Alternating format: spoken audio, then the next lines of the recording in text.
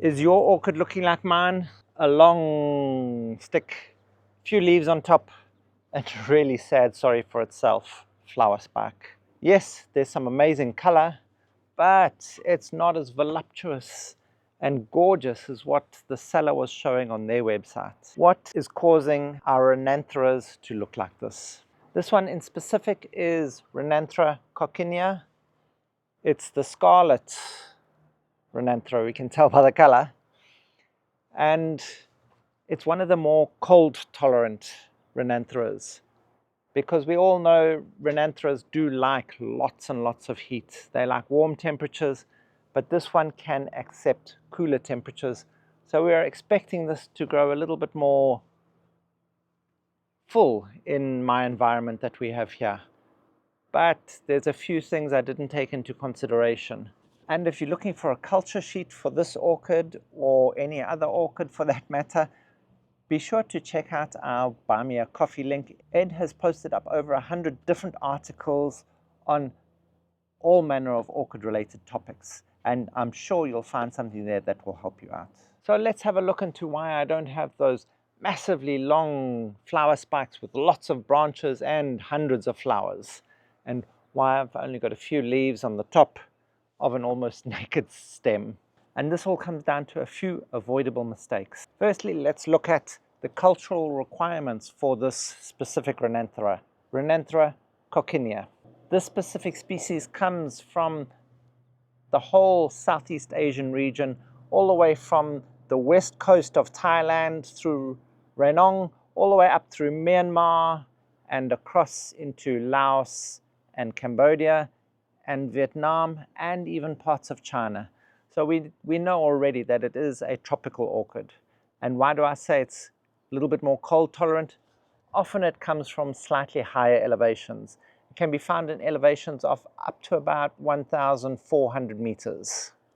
So that often gives it that cooler temperatures, especially during those winter times. So these orchids come from the tropics, but their temperatures actually fluctuate to quite a large degree.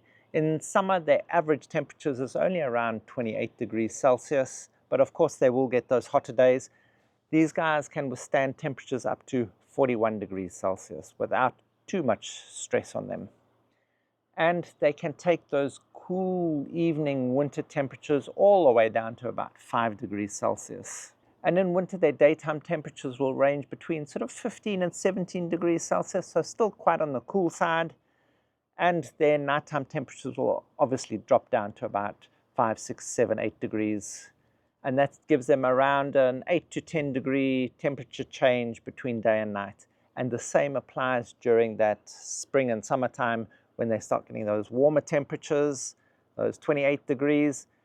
Their evening temperatures drop down to about 18 or 20 degrees, also giving them about an 8 or 10 degree temperature change during the day-night periods, which happens throughout the year for them. But they do get those cooler temperatures during winter. This isn't going to be essential for them, but they can withstand it. The one thing about having cooler temperatures is that these are, you could almost say, relatively fast growing for orchids, but still slow growing plants. But the reason that they can seem even slower is if you do have those winter cool temperatures, it will slow down the growth. If you are able to keep the temperatures higher throughout the year, they will continue to grow through that winter period, which will give you a faster growing plant in general. But I'm diverging a bit again. Where was I? Ah, yeah, the temperatures. The winter and summer temperatures, and the fact that the winters can get cold is not going to be essential, but what they do like is a drier rest during that winter period. So they do need a drier rest to allow for flower initiation. So if you're not getting any flowers initiating on your plant, it's perhaps you're not giving them a perhaps 2 to 3 month period of drier weather. So you can withhold your watering at that point. You can keep your watering down to a minimum, especially if you've got those cooler temperatures, because you don't want too much water staying around your plant, because these big fleshy roots will rot if they have too much moisture around them all the time. So in those cooler temperatures, ensure you're really withholding water even more. During higher temperatures, of course, you are going to have to give them a spritz or a spray more regularly, because as you can see, there's no pseudobulbs involved here, so they don't store all that awfully much water. These leaves are a little bit fleshy, but that's not going to keep them hydrated during warm, dry periods. So the best way to water these during those periods that you're trying to withhold a bit of moisture to ensure that you can get those flower initiation happening is by just misting it. You can give them a light watering and some misting in the mornings and perhaps in the midday if you are really hot and dry, just to keep them hydrated without giving them excess water. So you want to make it out as if they're getting just the dewfall and not any rain. And that way they'll still stay hydrated and not lose any of the turgidity in their roots. They won't wrinkle, and you also won't lose your leaves, because as they start dehydrating during winter, you can land up with these bare stems. But it's not only the dehydration that can cause that. With a lot of other Renantheras, especially the ones that aren't as cold tolerant, if you do give sudden cold snaps, or your temperatures for this are going to go below 5 degrees, you will start losing the leaves. Those leaves will start to wrinkle and dehydrate themselves and fall off. Even though you may be watering, that cold snap will cause what would appear to be dehydration in the leaves. Those leaves will wrinkle and fall off. Also, excess heat. What excess heat is going to do is it's going to bleach and burn those leaves. So if you do have hellishly hot temperatures and your plant is out in the full sun, rather give it some midday shade and ensure that it's got high air movement. That excess air movement across it is going to help keep the temperatures on the leaf surfaces down so that they won't burn. So there we go, one of our problems solved. If we land up with just a few leaves on the top of a long spindly stem and we're wondering why we only have those leaves left, we got to look at those temperatures and we got to look at our watering. And of course, along with that comes the humidity levels, because coming where these guys come from, generally they've got an 80 to 85% humidity level all year round. They might have approximately about a month during that winter or coming into spring season when they really have had no rain for a while and the temperatures start coming up, that the humidity levels will drop to a sad, sorry, 75%. Some of that is our maximum humidity that we get outdoors. So it makes these guys a little bit more difficult to look after and to keep all that leaf volume on, because then you have to really make sure that you're misting and watering frequently. Even during those summer, spring months when you're going to be watering, you may have to water twice a day to ensure that you're overcoming low humidity levels. And then again in winter, as I said, you're going to be misting and giving light waterings to ensure that you can keep your plant hydrated enough to keep all of those leaves. And with all this hydration that you're giving your poor plant, what about the media that you're growing it in? Yeah, you can see I've got this in a pot and I've got it in these huge big bark chunks.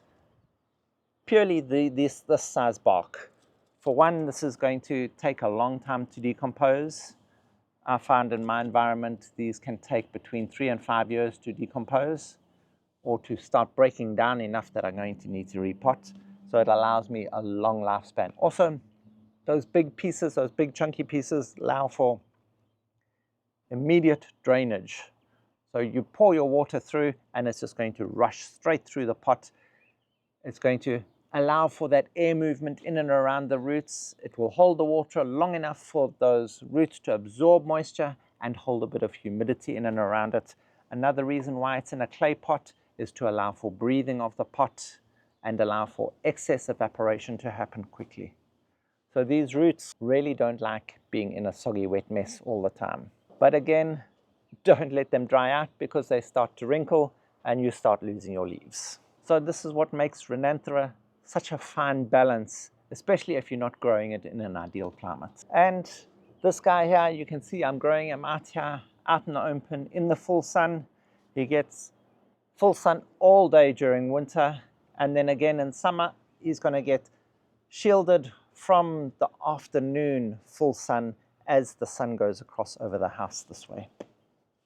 So that helps to stop his leaves from burning, but doesn't stop him looking like this if your winter humidity levels are as low as mine and you're not misting him frequently enough. So that's my problem with this guy, is I don't mist him every morning. He does get a bit of the dew fall when we do get dew in that winter period, but our humidity levels here go all the way down to about 45%.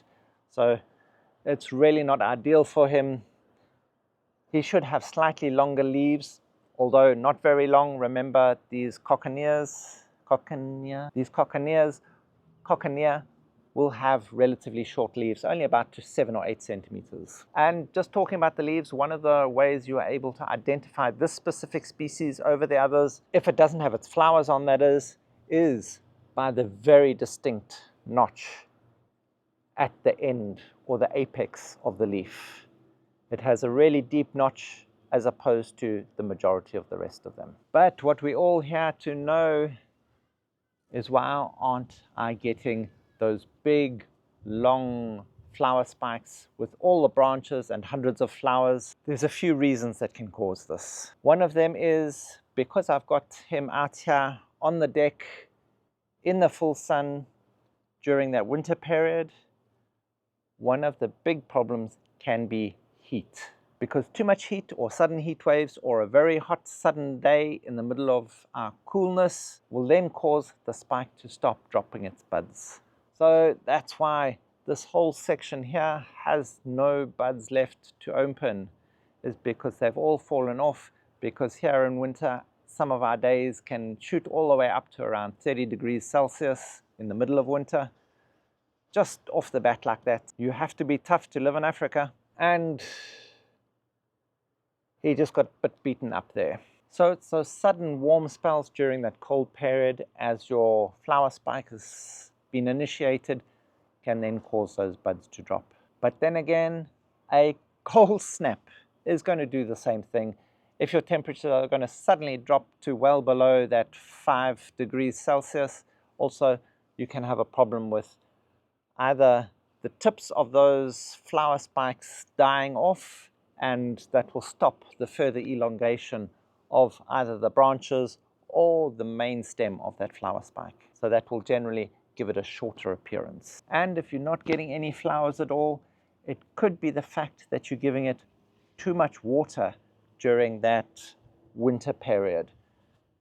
It doesn't necessarily, as I said, it doesn't necessarily need that cooler temperatures if you're not giving it to them, although it does almost enjoy it more. It will give you longer flower spikes with more flowers on it. The higher temperatures you give it during that winter period, the shorter the flower spikes will be, and you'll get slightly less flowers. That doesn't mean you're not going to get a spectacular show. It just means you're not going to get the same impact from the show. And if you're giving it too much shade, the more shade you give it, the shorter the flower spikes will be again, and the fewer flowers you'll get, until a point where it's not getting enough sun at all and it will stop flowering altogether. So these really are considered full sun orchids. And also an important factor to take into consideration coming from tropical regions is the amount of daylight that they get every day throughout the year. So if you do happen to be growing them indoors and you are in temperate regions, what you're going to need to be doing is adding excess light, especially during that winter period. So some grow lights or some artificial lighting is going to be necessary to increase your day length to ensure that they're getting enough energy to be able to produce the flowers well. So just recap quickly.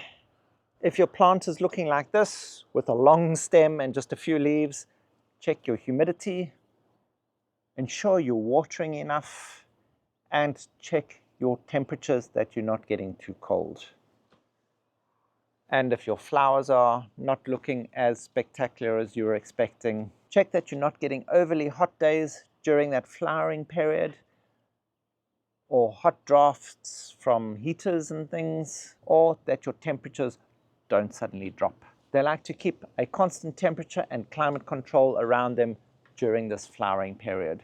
That way you'll get the most out of those flowers. And if you found any of this content helpful, please hit that like button, hit that subscribe button, and that notification bell, bing bong, to be notified of all our upcoming content so you don't miss out on a thing. Help us grow as we help your orchids grow.